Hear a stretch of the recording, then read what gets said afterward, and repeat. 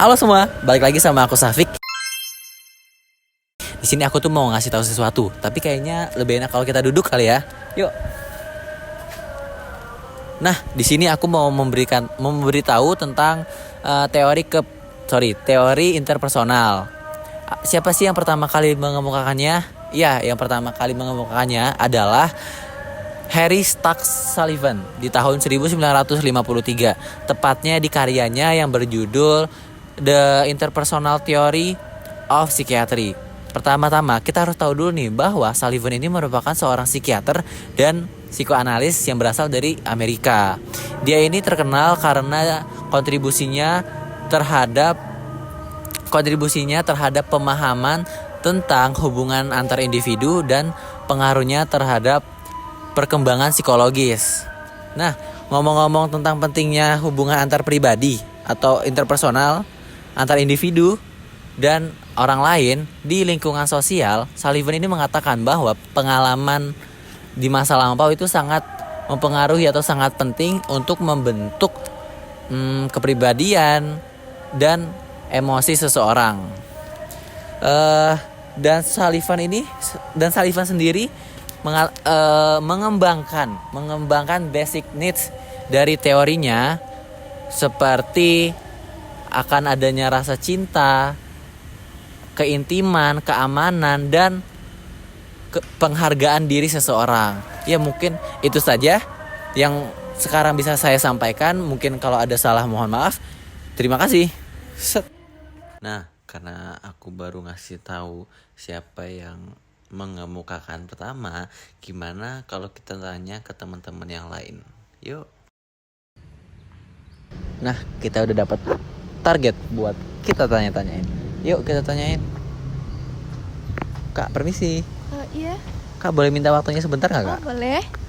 Kakak dari prodi apa nih, Kak? Aku dari prodi psikologi. Psikologi. Kakak di sini udah semester berapa, Kak? Semester 2. Semester 2. Aku mau nanya-nanya nih, Kak. Tapi sebelumnya kita boleh tahu nggak nama kakak siapa? Oh, boleh. Perkenalkan, nama aku Alessia Brina Melani dari Rombel 4. Kakak kan udah semester 2 ya, psikologi. Berarti kakak udah belajar tentang teori interpersonal dong, Kak? Udah dong. Oh, aku mau nanya nih, Kak. Definisi dari teori interpersonal tuh kayak gimana sih, Kak? Oke. Jadi definisi teori interpersonal itu, teori interpersonal adalah teori yang mempelajari tentang komunikasi antar individu. Ada juga nih beberapa pengertian teori interpersonal menurut para ahli. Salah satunya menurut De Vito. Jadi menurut De Vito, teori interpersonal adalah proses seseorang untuk mengirimkan informasi kepada orang lain yang kemudian memberikan kesempatan kepada orang lain untuk memberi umpan balik gitu. Oke. Terus kalau buat contoh-contohnya tuh kayak gimana, Kak? Kalau buat contoh ini. Jadi Sarah itu adalah seorang yang beragama Muslim, sedangkan Ali adalah seseorang yang beragama Kristen. Nah, mereka itu ketemu saat kuliah, kemudian mereka jatuh cinta. Lalu setelah beberapa tahun pacaran, mereka akhirnya memutuskan untuk mengakhiri hubungan mereka karena perbedaan agama mereka gitu. Terus unsur dari teori interpersonalnya itu di mana, Kak? Nah, kalau dari analisis sudut pandang teori interpersonalnya itu adalah tentang kesepakatan. Dalam hubungan yang berbeda agama, penting banget nih untuk mencapai kesepakatan dan kompromi tentang masalah-masalah mereka. Sarah dan Ali telah sepakat untuk tidak melanjutkan hubungan mereka ke jenjang yang lebih serius karena dalam peraturan agama Sarah itu tidak memperbolehkan pasangan beda agama untuk menikah. Gitu. Oke, berarti kalau yang sedang kita lakukan sekarang ini masuk ke teori interpersonal nggak, Kak? Kita juga masuk ke teori interpersonal ini karena sedang berbicara dua. Oke, terima kasih ya, Kak, waktunya. Sama-sama. Makasih, Kak. Oke, kita udah dapat nih jawaban dari Kakak Alia. Wah, menarik sekali bukan? Kita tanya-tanya ke teman-teman yang lain yuk. Nah, kita udah dapat target selanjutnya buat kita tanya-tanyain. Yuk, kita mulai tanya-tanyain yuk. Halo, Kak. Halo. Kak, boleh minta waktunya sebentar nggak, Kak? Boleh? Biar aku tebak. Pasti Kakak prodi psikologi juga ya? Iya, aku dari psikologi angkatan 23. 23 berarti Kakak udah semester 2 ya? Bener, udah semester 2. Nah, aku mau nanya-nanya nih, Kak. Tapi sebelum aku nanya-nanya, kita boleh nggak kenalan dulu? Boleh, namaku Tarisa Cempaka dari Rombel 4. Rombel 4 berarti dia sama kayak Kak Alia dan Kak Faris yang tadi dong ya? Iya. karena kakak udah semester 2 berarti kakak udah belajar tentang teori interpersonal ya? Udah materi dari mata kuliah TKPN. Mm-mm. Aku penasaran nih kak, kan dalam teori interpersonal tuh ada tahapan-tahapannya kan ya kak? Kakak tahu nggak kak, tahapan-tahapannya tuh apa aja sih? Ada 5 tahapan dalam teori interpersonal. Yang pertama itu ada kontak. Kontak itu biasanya first impression kita sama seseorang. Nah, contohnya kayak kamu tadi datang, itu kan dari awal perkenalan kita kan. Terus tuh di situ kita nggak identifikasi sifat dari mereka. Misalnya kayak kamu tadi ramah, supel atau segala macam. Nah, itu tuh bisa jadi kayak keputusan kita mau melanjutkan hubungan sama yang bersangkutan apa enggak. Nah, kemudian yang kedua itu ada keterlibatan. Di dalam keterlibatan itu kita mengungkapkan diri kita. Misalnya kayak yang dari awalnya belum kenal banget, kayak kita tipis-tipis tuh nggak tahu kayak latar belakang kita. Pokoknya mengungkapkan cerita diri kita deh, kayak sharing-sharing gitu. Kemudian yang di ketiga itu ada keakraban. Nah, kalau misalnya udah deket banget, udah tahu latar belakang, asal usul dan segala macam, pokoknya cerita-cerita gitu, itu biasanya dari keakraban itu timbul sebuah hubungan. Misalnya yang jadi temenan itu biasanya jadi sahabat. Kemudian yang dari yang awalnya nggak kenal bisa jadi suami istri dari pernikahan seperti itu. Nah, terus tuh yang keempat itu ada yang keberapa tadi? Yang ketiga, kemudian ada yang keempat kalau nggak salah, itu ada yang namanya perusakan. Nah, tadi kan kita kan ngomongin tentang hubungan dari awal dekat, itu bisa jadi ada perusakan yang mana mereka itu udah nggak sama-sama lagi misalnya. Itu tuh bisa jadi karena faktor eksternal maupun faktor internalnya. Jadi seperti mereka itu. Ada masalah gitu ya kan? Iya, jadinya nggak ada hubungan lagi gitu. Setelah dari perusakan itu tuh ada yang namanya pemutusan, yang mana pemutusan itu adalah awal dari pemberhentian mereka gitu loh, kayak emang nggak ada hubungan satu sama lain gitu. Contohnya yang dari awalnya yang kenal deket banget tiba-tiba jadi asing, jadi bener-bener nggak ada hubungan lagi, udah putus tuh. Terus tuh dari awalnya pernikahan jadinya perceraian seperti itu. Oke, makasih ya kak. Terus aku mau nanya lagi nih kak, kan setahu aku di teori interpersonal tuh ada komponen-komponennya kan ya kak ya? Komponen-komponen Iya, kayak berarti apa? kakak tahu nggak nih komponen-komponennya ada apa aja? Aku tahu, yang pertama itu tuh ada sender, itu penerima.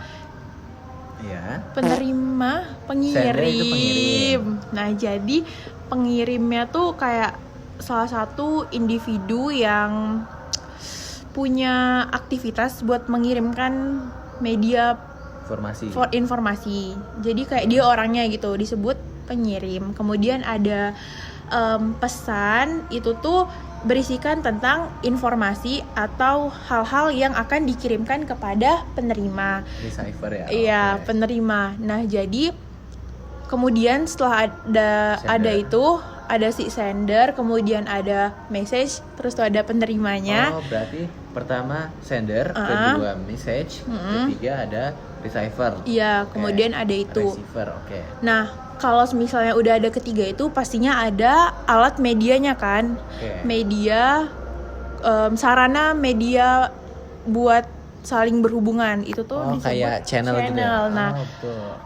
Misalnya kayak alat komunikasi dan segala macam. Kalau sekarang kan udah modern, kita bisa jadi WhatsApp, media sosial dan segala macam. Nah, kemudian setelah ada hubungan antara mereka, itu tuh ntar ada yang namanya feedback. Jadi respon balik. Kayak misalnya kan kamu tadi nanya ke aku responnya kayak gini, seperti itu. Itu namanya komponennya. Kemudian setelah ada itu ada konteks. Konteks itu berisi tentang kayak apa aja sih yang dibicarain seperti itu. Misalnya topik pembicaraannya ya. Kemudian ada kemudian dia juga merangkup kayak tempatnya gitu, kayak lingkungan segala macam seperti itu. Kemudian setelah itu yang terakhir ada gangguan. Nah, jadi gangguan itu tuh misalnya kayak tadi kan kita udah tag video. Iya. Pasti kamu ada gangguan kebisingan dan segala macam. Itu tuh sebagai gangguan dalam tahapan teori interpersonal, berbicara gitu. Misalnya kayak ada suara motor yang lewat, kemudian ada mobil yang knalpotnya berisik banget. Itu komponen komponennya dari teori interpersonal. Oke, makasih ya Kak. Ih, udah jelas banget loh. Tadi dijelasin sama Kak siapa? Kak Tarisa ya. Oke, terima kasih ya Kak waktunya. Iya. Nah, jadi kita udah dapat jawaban dari Kak Alia, Kak Faris, sama Kak Tarisa. Apakah kita harus nanya-nanya lagi? Karena menurut aku sendiri, aku tuh masih punya banyak pertanyaan sih. Jadi, yuk kita tanya-tanya ke temen yang lain yuk. Nah, kita udah dapat target nih buat kita tanyain. Yuk kita tanyain. Kak, permisi. Ya, Kakak, boleh minta waktunya sebentar Kak? boleh. Kakak pasti dari psikologi juga. Iya, Kalau boleh tahu kakak semester berapa nih Kak? aku semester 2. Wah, semester 2 pas banget. Aku mau nanya nih Kak, tapi sebelumnya boleh tahu dulu nggak nama kakak siapa? Nama saya Hasanur Faris, biasa dipanggil Faris. Dari rombel berapa Kak? Dari Rombel 4. Rombel 4 lagi. Cocok kayak kakak yang tadi ya. Aku penasaran nih Kak, konsep self dari teori interpersonal tuh kayak gimana sih? Kak, aku tuh pernah dengar Kak, tapi aku nggak ngerti maksudnya kayak gimana. Konsep self atau yang biasanya kalau di Indonesia itu konsep diri, itu merujuk pada persepsi individu tentang individunya sendiri, diri sendiri. Termasuk karakter, terus kemampuan, sama identitas personalnya Kak. Nah, terus si konsep diri ini memainkan peranan penting gitu dalam interaksi interpersonal. Seperti mempengaruhi bagaimana dia interaksi dengan orang lain, bagaimana berpendapat dengan orang lain gitu. Berarti seperti yang kita lakuin juga nih sekarang. Iya, Itu masuk juga. Itu masuk konsep diri juga. Oh, oke. Makasih ya Kak sebelumnya. Iya, sama-sama. Makasih Kak. Oke, kita udah dapat nih jawaban dari Kak Faris. Yuk kita tanya ke teman-teman yang lain yuk. Let's go. Nah, kita udah ketemu lagi nih sama target baru kita. Yuk kita tanya-tanyain yuk. Kak, ini sih Kak. Iya, Kak, boleh minta waktunya sebentar nggak? boleh. Tunggu biar aku tebak. Pasti kakak dari prodi psikologi ya? Ya, betul. Kakak di psikologi udah semester berapa Kak? Aku semester 2. Semester 2. Wah, berarti dia satu angkatan ya sama Kakak Faris, Kak Alia, dan Kak Tarisa tadi ya. Sebelum aku tanya-tanya nih, kita boleh kenalan dulu nggak Kak? Boleh, nama aku Bunga Anis dari Rombel 4. Ternyata mereka satu kelas ya. Karena kakak udah semester 2 nih, berarti kakak pasti udah belajar tentang teori interpersonal ya? Iya. Oke. Kak, aku mau nanya dong. Aku tuh bingung kan. Landasan dari persepsi teori interpersonal tuh maksudnya kayak gimana sih Kak? Gini, persepsi sosial itu bersifat relatif dan kebenarannya seringkali berada pada masing-masing otak manusia. Nah, dalam hal ini terjadi pada bagaimana seseorang membentuk sebuah persepsinya. Kayak seperti seseorang bisa jadi menganggap bahwa persepsinya itu lebih baik, dan seringkali tidak ada orang yang dikatakan salah gitu. Oh, jadi seperti itu ya? Ya. Landasan dari persepsi teori interpersonal seperti itu ya. Oke, terima kasih ya Kak waktunya. Oke, jadi kita udah dapat jawaban nih dari Kak Bunga. Ternyata plot twistnya mereka sekelas ya, satu angkatan lagi, satu kelas. Wah, yuk kita tanya-tanya ke temen yang lain yuk. Nah, tadi aku lupa mau nanya sama Kak Faris. Kak Faris, sorry. Buat penelitian di bidang teori interpersonal tuh ada nggak sih Kak? Ada. Jadi penelitian terbaru di bidang interpersonal nih ada menyoroti pentingnya keterlibatan emosional di dalam interaksi interpersonal. Terus juga ada dampak teknologi terhadap dinamika interaksi. Nah, jadi temuan ini tuh menegaskan bahwa kehadiran emosi positif itu memperkuat ikatan antar individu. Sementara yang teknologi memengaruhi cara individu berinteraksi dan kualitas hubungan. Oke, terima kasih ya Kak Faris ya. Sorry ganggu lagi waktunya Kak Faris ya. Oke, jadi kita udah nemu jawaban dari Kak Faris tadi ya. Kita nanya 2 kali karena aku lupa nanya. Oke, terima kasih ya teman-teman. Mungkin kita sudahi di sini. Terima kasih yang sudah menonton. Dadah. Nah, ada lagi nih yang mau aku tambahin. Ada yang namanya konflik-konflik teori interpersonal. Ada apa aja sih? Yang pertama itu ada namanya pseudo konflik. Apa sih pseudo konflik itu? Pseudo konflik itu merupakan konflik yang terjadi jika ada orang yang tidak setuju dengan pendapat kita atau terjadinya kesalahpahaman lah. Gimana cara kita nyelesainnya?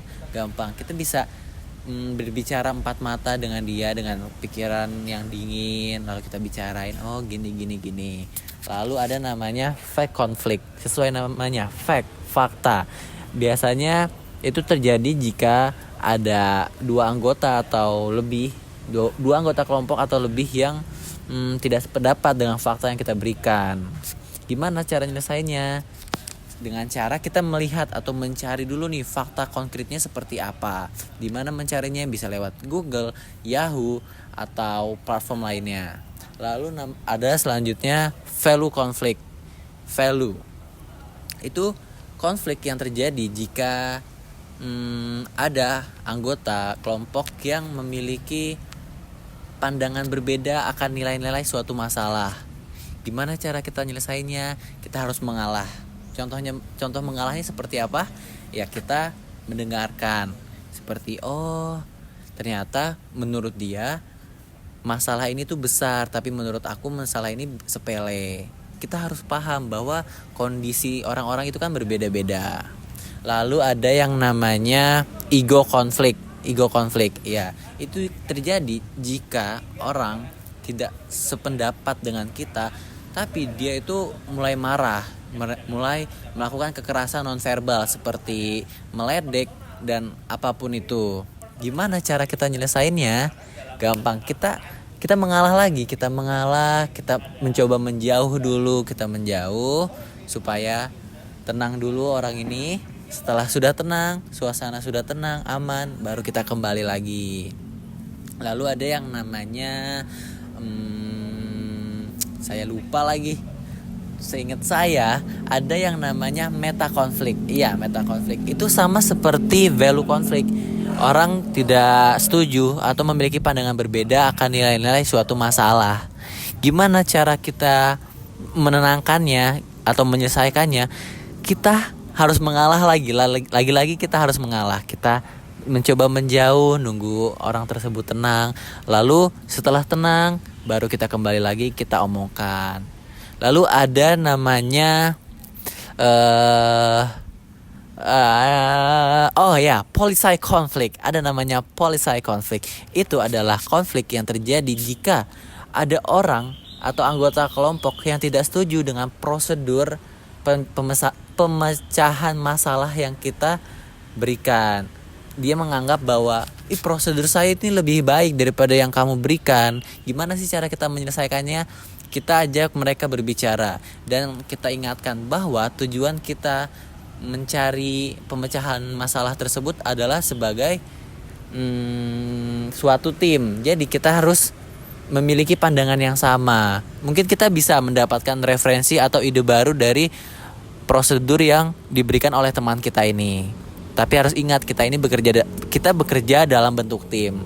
Jadi kalau bisa kita saling sharing dan sebagainya. Ya mungkin itu saja yang bisa saya sampaikan mengenai konflik-konflik yang terjadi atau konflik-konflik dalam teori interpersonal. Oke, terima kasih. Nah, karena di video tadi banyak informasi yang belum dicantumin, jadi teman-teman mohon disimak dulu ya. Nah, di sini aku mau ngasih tahu tentang tahap perkembangan kepribadian. Tapi aku bakal nyebutin nama-nama periodenya aja karena kita mengejar durasi. Untuk pengertiannya bisa dilihat di tabel sebelah ya. Periode pertama ada yang namanya infansi, sekitar umur 0 sampai 1,5 tahun. Lalu periode kedua ada childhood, sekitar umur 1,5 sampai 4 tahun. Lalu berikutnya ada periode juvenile, sekitar umur 4 sampai 8 atau 10 tahun. Lalu selanjutnya ada periode pra-adolescent, sekitar umur 8 atau 10 tahun sampai umur 12 tahun. Nah, untuk periode selanjutnya ada yang namanya adolescent awal, sekitar umur 12 sampai 16 tahun, yaitu masa pubertas. Lalu ada namanya adolescent akhir, umur 16 sampai 20 tahun. Lalu untuk periode terakhir ada yang namanya maturity. Harry Stack Sullivan lahir di Norwich, New York pada 12 Februari 1892. Harry Stack Sullivan tumbuh menjadi seorang psikiater yang terkenal. Selama masa studinya di Cornell University, ia menunjukkan minat yang kuat dalam ilmu pengetahuan dan psikiatri. Setelah lulus pada tahun 1917, ia memulai perawatan psikoterapi di Washington DC pada tahun 1921.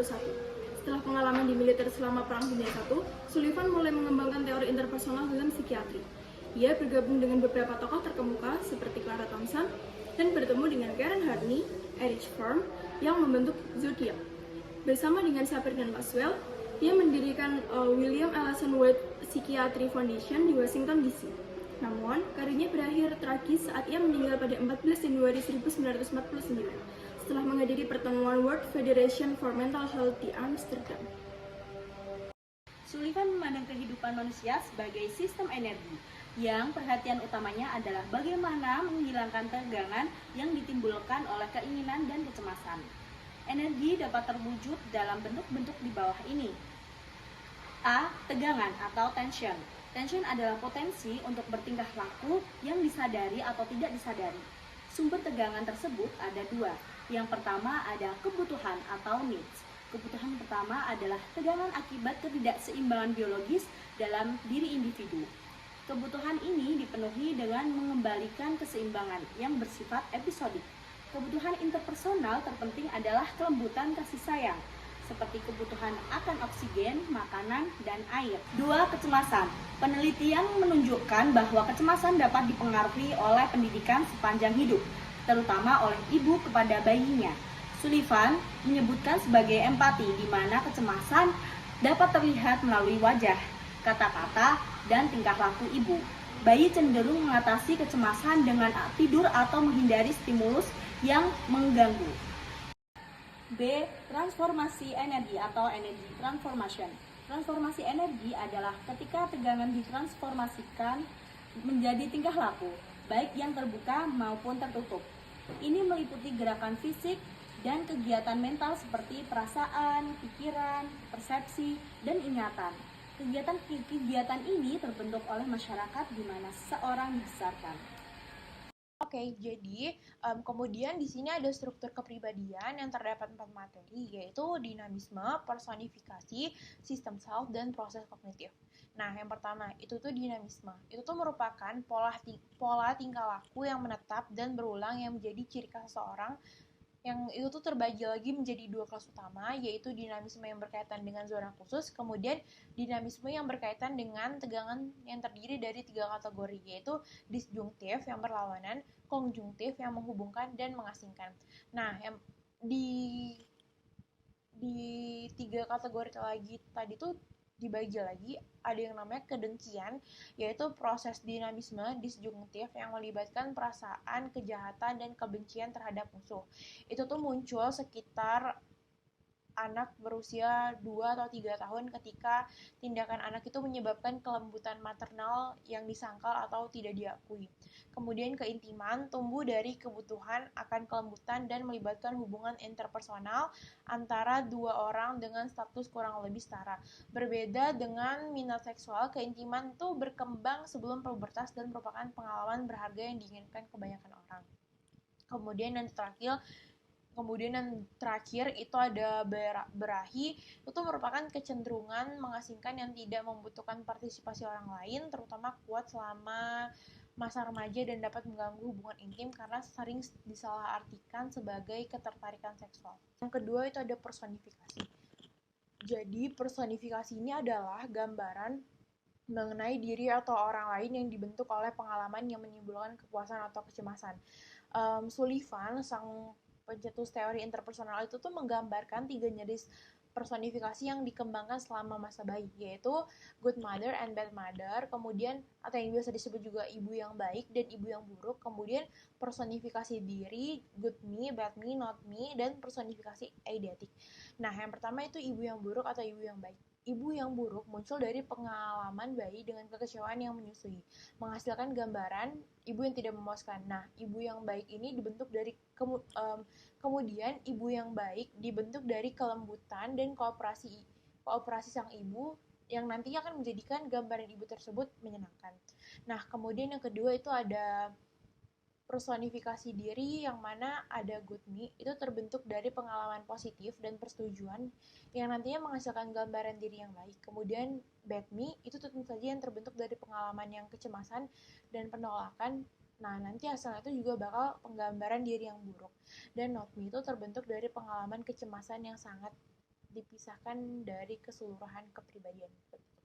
Kemudian yang terakhir itu ada personifikasi eidetik, yaitu sifat tidak nyata, teman hayalan yang diciptakan oleh anak untuk melindungi rasa percaya diri, penting dalam perkembangan anak dan dapat mengganggu hubungan interpersonal ketika diterapkan pada orang dewasa, menyebabkan konflik dalam komunikasi dan mencegah fungsi kognitif yang optimal.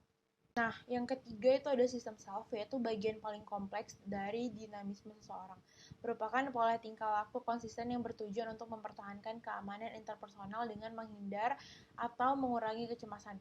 Sistem self itu merupakan dinamisme konjungtif yang berkembang dari interaksi interpersonal dan mulai muncul sekitar usia 12 sampai 18 bulan. Pada awalnya tuh bayi hanya mengenal rasa takut dan sakit sebagai pengalaman yang tidak menyenangkan, namun melalui pembelajaran dari ibu atau figur maternal lainnya dalam ganjaran hukuman, bayi mulai mengalami kecemasan. Kemudian dalam upaya mempertahankan diri dari tegangan interpersonal, individu menggunakan operasi keamanan. Beberapa jenis operasi keamanan yang digunakan sejak bayi itu contohnya ada disosial, inatensi, dan apati. Kelebihan dan kekurangan teori Sullivan. Kelebihannya, pertama, fokus pada hubungan interpersonal. Teori Sullivan memperkenalkan konsep hubungan interpersonal sebagai fokus analisis kepribadian, yang menjadi keunikan dan kekuatan utama teorinya. Yang kedua, logis dan mudah dipahami. Bangunan teori Sullivan terasa sangat logis dan mudah dicerna oleh pembaca yang membuatnya dapat dipraktikkan dengan mudah tanpa risiko kesalahan yang tak terduga. Ketiga, konsistensi. Gagasan-gagasan dalam teori ini konsisten dan membentuk kesatuan wujud yang dapat diterima secara logis. Kekurangannya. Pertama, kurangnya popularitas dan penelitian.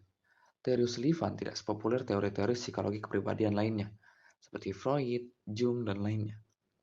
Kurangnya penelitian yang dilakukan untuk meneliti hipotesis khusus dari teori ini menjadi salah satu alasan kurangnya popularitas.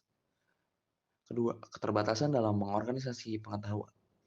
Teori Sullivan terlalu berfokus pada hubungan interpersonal, sehingga mengurangi kemampuannya untuk mengatur pengetahuan yang lebih luas, terutama yang berkaitan dengan dasar biologis dari perilaku manusia.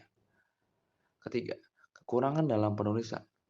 Sullivan dianggap kurang mampu menulis dengan baik, dan kecenderungannya untuk menciptakan istilah-istilah baru dapat menambah kerumitan yang tidak diperlukan pada teori tersebut. Kesimpulannya, meskipun teori Sullivan memiliki kelebihan dalam fokusnya pada hubungan interpersonal dan konsistensinya, namun kurangnya popularitas, kurangnya penelitian yang dilakukan, serta keterbatasan dalam mengorganisasi pengetahuan dan kekurangan dalam penulisan menjadi tantangan dalam penerimaan dan pengembangannya.